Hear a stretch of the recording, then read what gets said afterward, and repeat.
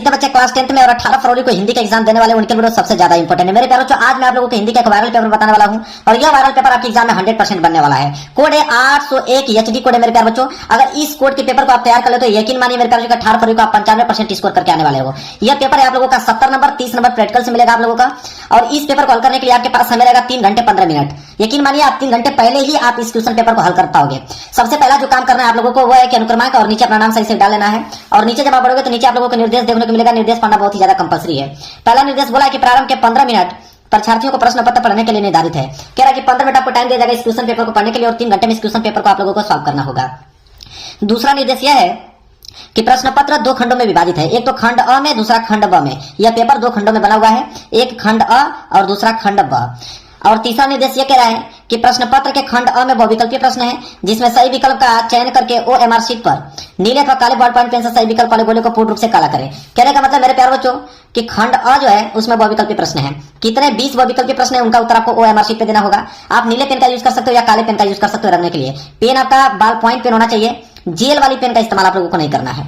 इसके बाद अगला निर्देश कह रहा है चौथा कि खंड अ में बहुविकल्पीय प्रश्न हेतु प्रत्येक प्रश्न के लिए 1 अंक निर्धारित है। कह रहा है कि एक प्रश्न 1 नंबर के लिए पूछा जाएगा बहुविकल्पीय का। तो आपके पास कितने बहुविकल्पीय प्रश्न है? 20। कितने नंबर के लिए पूछे जाएंगे? 20 नंबर। मतलब 20 प्रश्न 20 नंबर के लिए पूछा जाएगा खंड अ में। कह रहा है अगला निर्देश कि प्रश्न पत्र के खंड अ के प्रश्न हेतु 1 घंटा तथा खंड ब के प्रश्नों को हल करने हेतु 2 घंटे का समय निर्धारित है। खंड अ जिसमें 20 बहुविकल्पीय प्रश्न है उसको हल करने के लिए 1 घंटे का समय दिया गया है। मेरे प्यारे बच्चों 5 मिनट के अंदर सारे के सारे ऑब्जेक्टिव क्वेश्चन कर डालोगे, बाकी जितना आपके पास टाइम बचता है पूरा का पूरा खंड ब में लगा दीजिएगा हल करने के लिए। इसके बाद लास्ट निर्देश है कि प्रत्येक प्रश्न के सम्मुख उनके निर्धारित अंक दिए गए। मतलब हर एक प्रश्न के आगे लिखा हुआ मिलेगा कि वो प्रश्न 1 नंबर का है, कि 2 नंबर का है, 4 नंबर का है, कि 6 नंबर का है। जितना भी नंबर का कोई भी प्रश्न होगा उसके सामने लिखा हुआ मिलेगा। तो मेरे प्यारों ये निर्देश था, निर्देश पूरा डिटेल में मैंने आप लोगों को पढ़ के बता दिया। पेपर आप लोगों का इधर से स्टार्ट हो रहा है, मैं पेपर आप लोगों को दिखाता हूँ। देखिए मेरे प्यारों, जो पेपर आप लोगों के यहाँ से स्टार्ट है, सबसे पहले आया है खंड अ, और खंड अ में दिया हुआ है बहुविकल्पीय प्रश्न। और देखिए पहला प्रश्न क्या पूछा है इस पेपर में। पहला प्रश्न है कि रक्षाबंधन नाटक के नाटककार हैं। 1 नंबर के लिए प्रश्न है। रक्षाबंधन एक नाटक है और इस नाटक के कौन नाटककार हैं यह बताना है। तो इसके नाटककार हैं हरि कृष्ण प्रेमी जी। यहाँ पे बी वाला जो है बिल्कुल राइट आंसर हो जाएगा। दूसरा प्रश्न है कि रामधारी सिंह दिनकर की रचना है। 1 नंबर के लिए प्रश्न है। 4 ऑप्शन आपके पास दिया गया है, बताना है कि रामधारी सिंह दिनकर की इन 4 ऑप्शन में से कौन रचना है। तो रामधारी सिंह दिनकर की अगर हम बात करें तो उनकी रचना है संस्कृति के 4 अध्याय। यहाँ पे पहला वाला ऑप्शन जो होगा बिल्कुल राइट आंसर हो जाएगा। तीसरा प्रश्न है कि राम दरबारी रचना के उपन्यासकार हैं। तो राम दरबारी रचना के उपन्यासकार इन 4 ऑप्शन में कौन है? 1 नंबर के लिए भी प्रश्न है मेरे प्यारे बच्चों। तो राम दरबारी की अगर हम बात करें तो इनके रचनाकार हैं आपके श्रीलाल शुक्ला जी। ठीक है, मतलब इनके जो उपन्यासकार है कौन है? श्रीलाल शुक्ला जी। यहाँ पे बी वाला जो है बिल्कुल राइट आंसर हो जाएगा। चौथा प्रश्न देख लो, शुक्ल युग का अन्य नाम कौन सा है? 1 नंबर के लिए प्रश्न है। तो शुक्ल युग को और किस नाम से जाना जाता है? तो शुक्ल युग को हम लोग प्रसाद युग भी कहते हैं, प्रेमचंद्र युग भी कहते हैं, छायावाद युग भी कहते हैं। इसलिए ये सभी डी वाला ऑप्शन जो होगा बिल्कुल राइट आंसर हो जाएगा। आगे बढ़ते हैं प्रश्न संख्या 5वें की तरफ। विष्णु प्रभाकर किस युग के कहानीकार हैं? 1 नंबर के लिए भी प्रश्न है। तो विष्णु प्रभाकर की अगर हम बात करें कि किस युग के कहानीकार हैं, तो मेरे प्यारे बच्चों वह हैं इनमें से कोई नहीं। न तो भारतेंदु युग के हैं, न तो वो छायावादी युग के हैं, न तो वो द्विवेदी युग के हैं। तो कौन सा ऑप्शन बचा? ऑप्शन नंबर डी बचा, इनमें से कोई नहीं। आगे अगर हम बढ़ते हैं प्रश्न संख्या 6 की तरफ। प्रश्न संख्या 6 है कि भाव विलास के रचनाकार हैं। 1 नंबर के लिए प्रश्न है। तो भाव विलास के रचनाकार की अगर हम बात करें तो वह है देव जी। कौन? देव। बी वाला ऑप्शन जो होगा बिल्कुल राइट आंसर हो जाएगा। आगे है प्रश्न संख्या 7वां कि प्रयोगवादी काव्य की विशेषताएं है। 1 नंबर के लिए प्रश्न है। तो प्रयोगवादी काव्य की जो विशेषता इन 4 ऑप्शनों में से कौन है? वह है आपके रूढ़ियों के प्रति विद्रोह। बी वाला ऑप्शन जो होगा बिल्कुल राइट आंसर हो जाएगा। चलिए आगे बढ़ते हैं प्रश्न संख्या 8वें की तरफ। कह रहा है कि काव्य की प्रवृत्ति एवं रचना शैली के आधार पर रीतिकाल की कितनी धाराएं स्वीकार की गई हैं? 1 नंबर के लिए प्रश्न है मेरे प्यारे बच्चों। तो अगर हम बात करें कि कितनी धाराएं स्वीकार की गई हैं काव्य की प्रवृत्ति एवं रचना की शैली के आधार पर, तो मेरे प्यारे बच्चों इसका राइट आंसर हो जाएगा ऑप्शन नंबर सी। कितने? 3। तो सी वाला ऑप्शन जो होगा बिल्कुल राइट आंसर हो जाएगा। प्रश्न संख्या 9 है, देखिए क्या है। कह रहा है कि जौहर काव्य के रचनाकार हैं। 1 नंबर के लिए प्रश्न है। तो जौहर काव्य के रचनाकार इन 4 ऑप्शन में से कौन है? वह है आपके श्याम नारायण पांडे। ए वाला ऑप्शन जो होगा बिल्कुल करेक्ट आंसर हो जाएगा। 10वां प्रश्न देख लीजिए। कह रहा चिदंबरा के रचनाकार हैं। 1 नंबर के लिए प्रश्न है। तो चिदंबरा के रचनाकार इन 4 ऑप्शन में से कौन है? वह है आपके सुमित्रानंद पंत जी। सी वाला ऑप्शन जो होगा बिल्कुल करेक्ट आंसर हो जाएगा। अगला प्रश्न है प्रश्न संख्या 11 कि पुनी पुनी मुनि उठ सही अकुलाही देखी दशा हर गन मुस्काई। उपयुक्त पंक्ति में कौन सा रस है, मतलब ये जो ऊपर 2 लाइन की पंक्ति दिया हुआ है, इस पंक्ति में किस रस का प्रयोग किया गया है ये बताना है। तो इसमें जो मेरे ख्याल जो हास्य रस का प्रयोग किया गया है, बी वाला ऑप्शन जो होगा बिल्कुल राइट आंसर हो जाएगा। 12वां प्रश्न है कि आहुति से गिर पड़ी चिता पर चमक उठी ज्वाला से उपयुक्त पंक्ति में कौन सा अलंकार है, 1 नंबर के लिए प्रश्न है। किस अलंकार का प्रयोग किया गया है मेरे प्यारों? इसमें अगर हम बात करें तो उपमा अलंकार का प्रयोग किया गया है, बी वाला जो है बिल्कुल करेक्ट आंसर हो जाएगा। आगे है प्रश्न संख्या 13 कि दोहा छंद का ठीक उल्टा छंद कौन सा है, 1 नंबर के लिए प्रश्न है कि दोहा छंद का ठीक अगर उल्टा छंद देखा जाए तो कौन सा छंद होगा, तो वह है आपका सोरठा, सी वाला ऑप्शन जो होगा बिल्कुल राइट आंसर हो जाएगा। 14वां प्रश्न है अनुरूप शब्द में प्रयुक्त उपसर्ग है, 1 नंबर के लिए प्रश्न है। तो अगर अनुरूप की अगर हम बात करें, अगर इसको मैं तोड़ूंगा तो यह टूटेगा अनुधन रूप के रूप में, अनुधन रूप के रूप में टूटेगा। अगर उपसर्ग की बात कहाँ है तो उपसर्ग जो आगे जुड़ता है उसको उपसर्ग बोलते हैं, तो अनु जो है वो उपसर्ग कहलाएगा, सी वाला ऑप्शन जो होगा बिल्कुल राइट आंसर हो जाएगा। अगला प्रश्न 15वां कह रहा है कि राम कृष्ण में कौन सा समास है, 1 नंबर के लिए प्रश्न है। तो मेरे प्यारे बच्चों राम और यहाँ पे योजक चिन्ह आ गया, योजक चिन्ह का मतलब होता है और, अगर इसका आप समास विग्रह करोगे तो ये हो जाएगा राम और कृष्ण। तो जब भी योजक चिन्ह आ जाए और पूछे कौन सा समास है तो राइट आंसर होगा द्वंद्व समास, बी वाला ऑप्शन जो होगा बिल्कुल करेक्ट आंसर हो जाएगा। 16वां प्रश्न है कि वायु समीर बयार परवाह है, 1 नंबर के लिए, परवाह मतलब प्रवाची शब्द, कि वायु समीर बयार, तो वायु मतलब क्या होता है, हवा, ठीक है। तो आप डायरेक्ट इस तरह कह सकते हो, सी वाला ऑप्शन हवा के प्रवाची शब्द हैं। क्लियर है। चलिए प्रश्न संख्या 17 तस्मय शब्द में अगर विभक्ति और वचन की बात करें कि तस्मय शब्द में किस विभक्ति और कौन से वचन का प्रयोग किया गया है, 1 नंबर के लिए प्रश्न मेरे प्यारे बच्चों। इसका राइट आंसर जाएगा कि चतुर्थी विभक्ति और एक वचन का प्रयोग किया गया, ए वाला ऑप्शन जो होगा बिल्कुल करेक्ट आंसर हो जाएगा। 18वां प्रश्न है मेरे प्यारे बच्चों, संदेहपूर्ण कथन को कहते हैं, 1 नंबर के लिए प्रश्न है कि संदेहपूर्ण कथन को हम लोग क्या कहते हैं, तो इनको हम लोग बोलते हैं संदेहात्मक वाक्य, यहाँ पे सी वाला जो होगा बिल्कुल करेक्ट आंसर हो जाएगा। 19वां प्रश्न है कि मैं पत्र लिखूंगा, वाक्य का कर्म वाच्य में परिवर्तित तो वाक्य है, 1 नंबर के लिए प्रश्न है कि मैं पत्र लिखूंगा, बताना है कि वाक्य का कर्म वाच्य में परिवर्तित वाक्य क्या होगा, तो यह हो जाएगा कि मेरे द्वारा पत्र लिखा जाएगा, ए वाला ऑप्शन जो होगा बिल्कुल करेक्ट आंसर हो जाएगा। 20वां प्रश्न है कि स्थानवाचक क्रिया विशेषण है, 1 नंबर के लिए प्रश्न है, 3-4 ऑप्शन से बताना है कि स्थानवाचक क्रिया विशेषण कौन है, तो हो जाएगा आपका आसपास, बी वाला ऑप्शन जो होगा बिल्कुल करेक्ट आंसर हो जाएगा। अब आगे बढ़ेंगे, यहां से स्टार्ट हो रहा है आप लोगों का खंड व, और खंड व में रहेंगे वर्णनात्मक प्रश्न, कितने नंबर के लिए, 50 नंबर का वर्णनात्मक प्रश्न पूछाएगा। तो यहाँ 20 ऑब्जेक्टिव क्वेश्चन मैंने बता दिया, और 20 के 20 ऑब्जेक्टिव क्वेश्चन बिल्कुल सही करके आना है आप लोगों को, 5 मिनट के अंदर सारे के सारे ऑब्जेक्टिव क्वेश्चन करंट डालिएगा, बाकी जितना भी समय बचेगा पूरा का पूरा खंड व में लगा दीजिएगा। चलिए 20वें के बाद आएगा प्रश्न संख्या 21। प्रश्न संख्या 21 है कि निम्नलिखित गद्यांश पर आधारित दिए गए प्रश्नों को उत्तर दीजिए। अभी आ गया मेरे प्यारों चो गद्यांश, और गद्यांश कितने नंबर के लिए पूछा गया है, 6 नंबर के लिए पूछा गया है। 3 प्रश्न रहेंगे, 2-2 नंबर के हिसाब से 6 नंबर मिलेगा। लेकिन याद रहे कि गद्यांश यहाँ 2 दिया है, एक आपका क वाला दिया गया है, और क वाला नहीं कर पाओगे तो अथवा करके आपको ख वाला दिया गया है, और दोनों में से कोई एक ही करना है। मैं दोनों का आंसर आप लोगों को बताऊंगा। तो पहले मैं क वाला का बताता हूँ। कह रहा है कि मानव मन सदा से ही अज्ञात के रहस्यों को खोलने और जानने समझने को उत्सुक रहा है। जहां तक वह नहीं पहुंच सकता था वहां वह कल्पना के पंखों पर उड़कर पहुंचा। उसकी अनगढ़ और अविश्वसनीय कथाएं उसे सत्य के निकट पहुंचाने में प्रेरणा शक्ति का काम करती रही। अंतरिक्ष युग का सूत्रपात 4 अक्टूबर 1957 को हुआ था, जब सोवियत रूस ने अपना पहला स्पुतनिक छोड़ा। प्रथम अंतरिक्ष यात्री बनने का गौरव यूरी गागरिन को प्राप्त हुआ। अंतरिक्ष युग के आरंभ के ठीक 11 वर्ष 9 माह 17 दिन के बाद चंद्र तल पर मानव उतर गया। यह आपको दिया है मेरे प्यारों चो गद्यांश, और इस गद्यांश के नीचे 3 प्रश्न हैं, जिसमें से पहला है कि उपयुक्त गद्यांश के पाठ और लेखक का नाम लिखिए, 2 नंबर मिलेगा।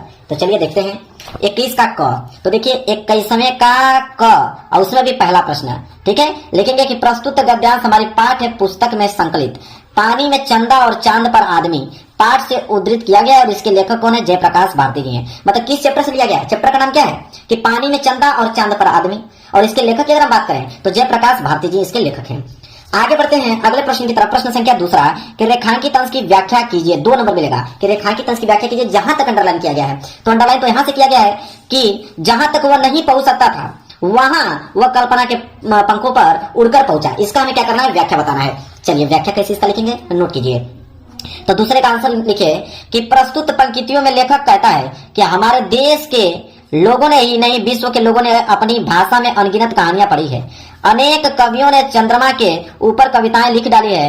किसी ने उसे राजनीति की संत से विभूषित किया, तो किसी ने रात्रि की देवी के नाम से संबोधित किया। यह उस रेखांकित अंश का क्या हो गया, व्याख्या हो गया। इसके बाद एक प्रश्न और है कि प्रथम अंतरिक्ष यात्री कौन था, 2 नंबर मिलेगा। तो देखिए वो तो उस गद्यांश में आपको मालूम चल गया था कि यूरी गागरिन थे। तो इसका उत्तर कैसे लिखोगे कि प्रथम अंतरिक्ष यात्री बनने का जो गौरव जो है वो यूरी गागरिन को प्राप्त हुआ।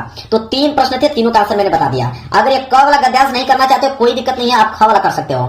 ख वाला है हिंदी में प्रगतिशील साहित्य का निर्माण हो रहा है। उसके निर्माता यह समझ रहे हैं कि उनके साहित्य में भविष्य का गौरव निहित है, पर कुछ ही समय के बाद उनका यह साहित्य भी अतीत का स्मारक हो जाएगा और आज जो तरुण है वही वृद्ध होकर अतीत के गौरव का स्वप्न देखेंगे। उनके स्थान में तरुणों का फिर दूसरा दल आ जाएगा जो भविष्य का स्वप्न देखेगा। दोनों के ये स्वप्न सुखद होते हैं क्योंकि दूर के जो ढोल हैं वो सुहावने होते हैं। अब मेरे प्यारों ये आपका गद्यांश दिया, इसके नीचे भी 3 प्रश्न है। पहला है कि उपयुक्त गद्यांश के पाठ और लेखक का नाम लिखे, 2 नंबर इसमें मिलेगा। तो चलिए देख लेते हैं इसका उत्तर। तो देखिए ख वाला, यहाँ पे ख वाला गद्यांश और उसका पहला उत्तर है यहाँ पे कि उपयुक्त, यहाँ पे लिखेगा उपयुक्त गद्यांश पदुलाल पूनालाल बख्शी द्वारा रचित क्या लिखूं पाठ से लिया गया है। चैप्टर का नाम क्या है? चैप्टर का नाम है क्या लिखूं और इसके जो लेखक हैं वह है पदुलाल पूनालाल बख्शी जी। क्लियर है, 2 नंबर मिल गया।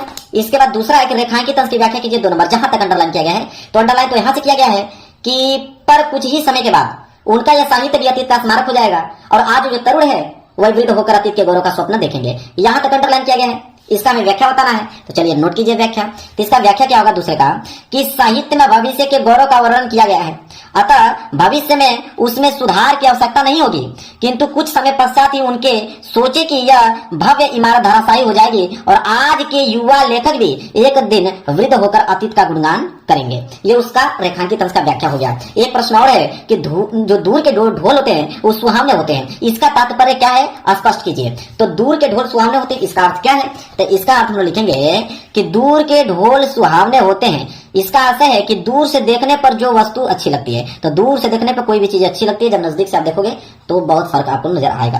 तो उसका हो गया मेरे प्यारे बच्चों 3 प्रश्नों का उत्तर यहाँ बता दिया, 3 प्रश्नों का यहाँ। तो अब आपका मन या तो क वाला करके आइए गद्यांश, या तो आप अथवा करके ख वाला करके आइए। याद रहे दोनों में से कोई एक ही करना है, जो आपको आसान लगा हुआ उसको याद करके जाइएगा, उसको एग्जाम में करके आइएगा।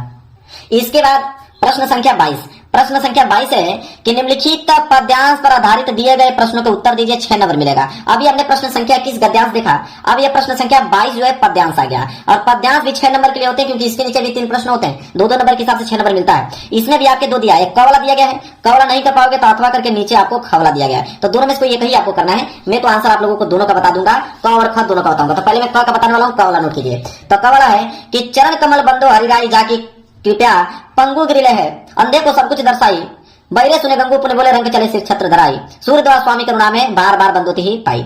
अब यहाँ पे पहला प्रश्न है, उपयुक्त पद्यांश का संदर्भ लिखिए, 2 नंबर मिलेगा। तो चलिए इसका हम लोग संदर्भ देखते हैं। तो नोट कीजिए इसका आंसर क्या होगा।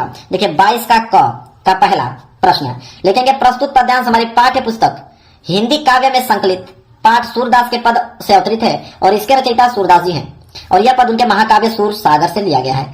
तो सूरदास के पद से लिया गया है, ठीक है, सूरदास जी इसके रचयिता हैं और उनके महाकाव्य सुरसागर से लिया गया है। बस इतना पॉइंट आप लिखिएगा, 2 नंबर एग्जामिनर आप लोगों को दे देगा।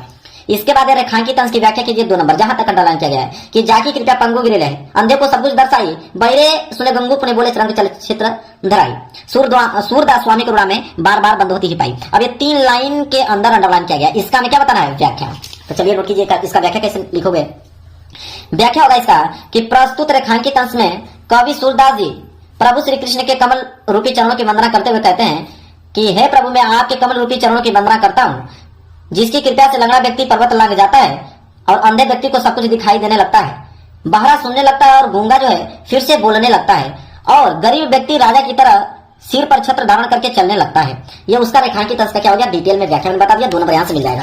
एक प्रश्न और है कि बार बार बंद होती ही पाई पंक्ति में कौन सा अलंकार है, 2 नंबर यहाँ पे मिलेगा। तो इसमें जो मेरे प्यारों रूपक अलंकार का प्रयोग किया गया है, तो आप इसका उत्तर लिखिएगा रूपक अलंकार, 2 नंबर यहाँ से मिल जाएगा। अगर आप एक कवला नहीं करना चाहते कोई दिक्कत नहीं है, आप अथवा करके खवला कर सकते हो। खवला है कि अगर धीरे चलो वह तुम्हें छू लेगी, दौड़ो तो छूट जाएगी नदी, अगर ले लो साथ वह चलती चली जाएगी कहीं भी, यहां तक कि कबाड़ी की दुकान तक भी। यह क्या है मेरे प्यारे बच्चों, पद्यांश है और इसके नीचे भी 3 प्रश्न है। पहला उपयुक्त पद्यांश का संदर्भ लिखिए, 2 नंबर इसमें मिलेगा। तो इसका उत्तर नोट कीजिए। देखिए ख वाला, ख का पहला संदर्भ कि प्रस्तुत पंक्तियां हमारी पाठ्य पुस्तक हिंदी के काव्य खंड में संकलित नदी शीर्षक कविता से उद्धृत है और इन पंक्तियों के रचयिता केदारनाथ सिंह जी हैं। तो नदी शीर्षक से लिया गया है और इसके रचयिता केदारनाथ सिंह जी हैं। क्लियर है। चलिए अब इसमें प्रसंग भी चाहोगे तो लिख सकते हो, नहीं चाहोगे तो छोड़ भी सकते हो। प्रसंग का मतलब होता है इस पूरे के पूरे पद्यांश में किन चीजों के बारे में बात की गई है। तो प्रसंग आप लिख सकते हो कि प्रस्तुत पंक्तियों में कवि कहता है कि नदी का हमारे जीवन में बहुत महत्व है, यह जीवन में प्रत्येक क्षण हमारा साथ देती है। चलिए इसके बाद हम लोग दूसरा प्रश्न देखेंगे, रेखांकित अंश की व्याख्या 2 लाइन, ठीक है, मतलब 2 नंबर मिलेगा। तो 2 यहां तक किया गया ना कि दौड़ो तो छूट जाएगी नदी, अगर ले लो साथ वह चलती चली जाएगी कहीं भी, यहां तक कि कबाड़ी की दुकान तक भी। तो 4 लाइन के अंदर अंडरलाइन किया गया है उसका हमें क्या करना है, व्याख्या बताना है। चलिए व्याख्या नोट कीजिए इसका, लिखेंगे दूसरे का व्याख्या कि लेकिन जब हम संस्कारिकता में पढ़कर भाग दौड़ में पड़ जाते हैं तो यह हमारा साथ छोड़ देती है। यदि हम इसे साथ लेकर चले तो यह प्रत्येक परिस्थिति में किसी न किसी रूप में हमारे साथ रहती है, क्योंकि यह हमारे जीवन का जो है अभिन्न अंग है। न तो वो हमसे अलग हो सकती है और न हम उससे। क्लियर है। चलिए उसका रेखांकित, उसका व्याख्या मैंने बता दिया।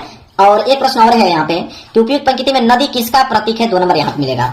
तो इसका हम लोग उत्तर लिखेंगे कि तीसरे का, कि कवि ने नदी को मनुष्य में सभ्यता एवं संस्कृति के प्रतिरूप में प्रकट किया है। क्लियर है। चलिए तो मैंने क और ख दोनों बता दिया। अब मन करेगा तो क वाला करके आइएगा और आपका मन करे तो ख वाला करके आइएगा, जो याद होगा उसको करके आइएगा। तो प्रश्न संख्या 22 भी क्लियर हो गया। अब यहाँ से स्टार्ट होगा प्रश्न संख्या 23। प्रश्न संख्या 23 है कि निम्नलिखित संस्कृत गद्यांश का संदर्भ सहित हिंदी में अनुवाद कीजिए। अब यहाँ पे मिलेंगे आपके 5 नंबर। अब ये आपके संस्कृत के गद्यांश 5 नंबर मिलते हैं, 3 नंबर हिंदी अनुवाद पे और 2 नंबर रचना पे मिलता है। तो चलिए इसमें भी 2 दिया रहता है, एक कवला दिया रहता है और कवला नहीं कर पाओगे तो अथवा करके खवला है। तो सबसे पहले हम लोग कवला देखेंगे। अब ये जो आप लोगों का वाराणसी प्राचीन काल के ये जो दिया हुआ है संस्कृत का गद्यांश, इसका आपको संदर्भ सहित हिंदी में अनुवाद करना होगा, तब जाके 5 नंबर मिलेगा। तो चलिए देख लेते हैं।